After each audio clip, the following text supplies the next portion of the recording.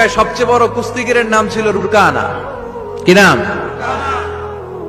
সাহাবারা বিশ্বনবীকে কখনো রুকানার কাছে যেতে দিত না।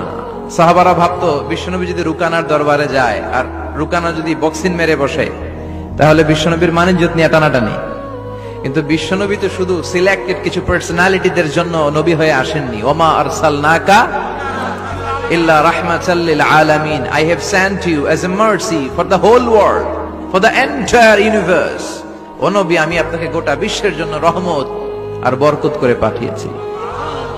তো বিশ্বনবী একদিন ফজরের সালাত শেষে লুকিয়ে লুকিয়ে মক্কার সবচেয়ে বড় বক্সার ছিলেন তো তিনি, মক্কার সবচেয়ে বড় বক্সার রুকানার কাছে চলে গেল। যে বলল, রুকানা আসলিম তাসলাম, ইসলাম মানো শান্তিতে থাকবা, দুনিয়ায়ও থাকবা আখিরাতেও থাকবা। সুবহানাল্লাহ পড়ে।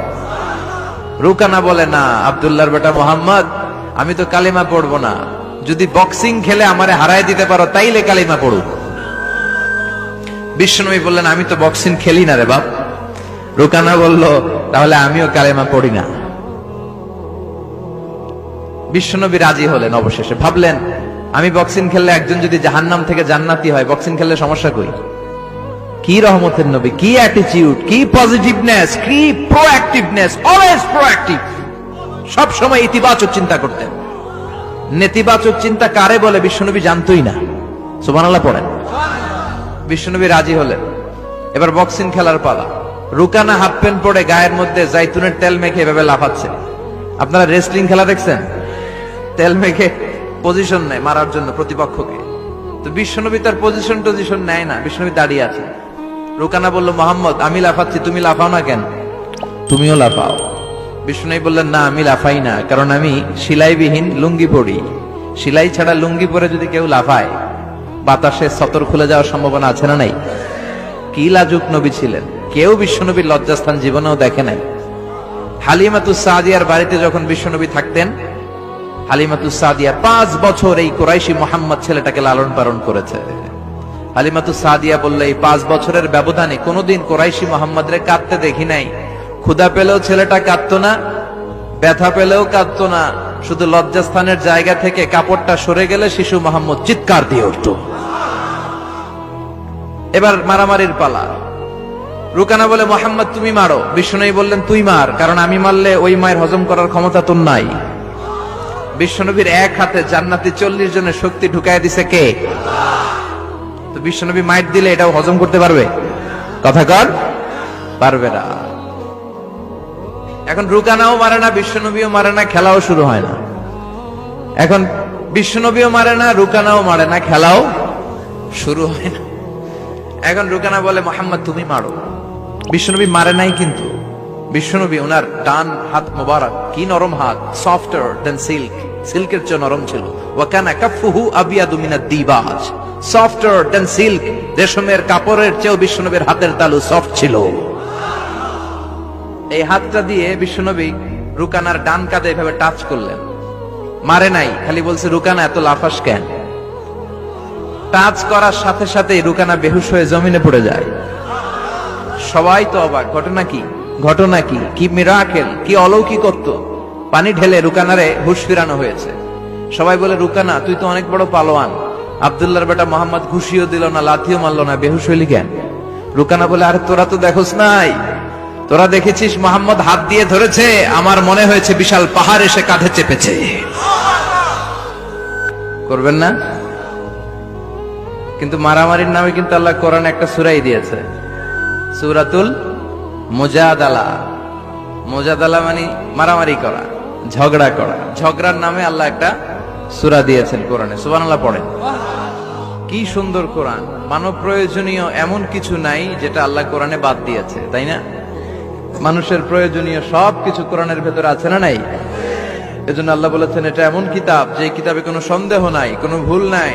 This is the book whereof there is no doubt, no suspicion, no question in it, and a guidance to those who are muttaqin, who are muhsinin. এটা এমন বই যে বইয়ে কোনো ভুল নাই, সন্দেহের অবকাশ নাই, আর মুত্তাকিনদের জন্য পথ প্রদর্শক করে কিতাবটারে পাঠিয়েছে কে? আল্লাহ। এজন্য মারামারি যদি করতেই হয় সেটা করতে হবে ইসলামের জন্য। কথা বলেন। ইসলাম কিন্তু প্রথমে মারতে বলে না, ইসলাম মায়ের সহ্য করতে বলে। কথা বলেন। বিশ্বনবীর পুরো জীবনীটাকে দুই ভাগ করলে পাওয়া যায় মাক্কি জীবনী, মাদানী জীবনী। মাক্কি জীবনীতে মায়ের খেয়েছেন, মাদানী জীবনীতে খেয়েছেন আবার দিয়েছেন। চিল্লায় বলেন ঠিক কিনা? ইসলামের অ্যাটিটিউডটা হচ্ছে ডিফেন্সিভ, আত্মরক্ষামূলক। আমরা আগ বাড়িয়ে কাউরে মারি না। বিশ্বনবী ওনার জীবনে কখনো আগ বাড়িয়ে কাউরে মারতেন না। এর কারণ নবীর মায়ের হজম করার মতো বাপের বেটা মক্কা মদিনার জমিনে ছিল না। চিল্লায় বলেন ঠিক কিনা? আরেকটা কায়দা জেনে নেন, নবী যাকে মারে সে জাহান্নামী, আর যে নবীকে মারে সেও জাহান্নামী। কেউ যদি নবীকে নিহত করে ও জাহান্নামে যাবে, আর নবী যদি কাউরে নিহত করে সেও, কারণ নবী তো যেন তেন কাজে কাউরে মারবে না। ঠিক কিনা? নবী যখন হাত তুলবে এখানে কজ এন্ড ইফেক্ট আছে, ভ্যালিড রিজন আছে। এমনি এমনি নবী হাত তুলবে না। এজন্য ইসলামের অ্যাটিটিউড হচ্ছে ডিফেন্সিভ, আগে মারে না। আগে মারে না, মায়ের খায়, কিন্তু খাইতে খাইতে দেয়ালে যখন পিঠ থেকে যায় তখন কিছু মায়ের দেওয়ার দরকার আছে না নাই? Defensive attacking system. এমনকি যুদ্ধের ময়দানে বিশ্বনবী বলতেন, খবরদার, সিভিল সিটিজেন যারা আছে, সাধারণ নাগরিক, তাদের গায়ে হাত তোলো না। চিফ অফ মিলিটারিকে বিশ্বনবী ডিরেকশন দিয়ে দিতেন, সাধারণ নাগরিক মেরো না, কোন নারীর গায়ে হাত তোলো না, বৃদ্ধ বৃদ্ধার গায়ে হাত তোলো না, শিশুদের গায়ে হাত তোলো না, ও এলাকার ধর্মীয় পাদ্রীদের গায়ে হাত তোলো না। তোমাদের বিরুদ্ধে যারা যুদ্ধ করছে তারাও যদি তলোয়ার রেখে দিয়ে হাত তুলে বলে surrender, Al Aman, Aman, I sick the security, হাত তুলে আমান চাইলে তাদেরকেও মেরো না। আর এই নবীকে ওরা গালি দিয়ে বলে জঙ্গি আর সন্ত্রাস। যারা বিশ্বনবীরে গালি দেয় এরা পিতৃ পরিচয়হীন জারদ সন্তান। বিশ্বনবীরে গালি দিলে কলিজায় আগুন লাগে মুসলমান, আগুন লাগে। কার কার লাগে তো হাত উঁচু করে আল্লাহর দেখা।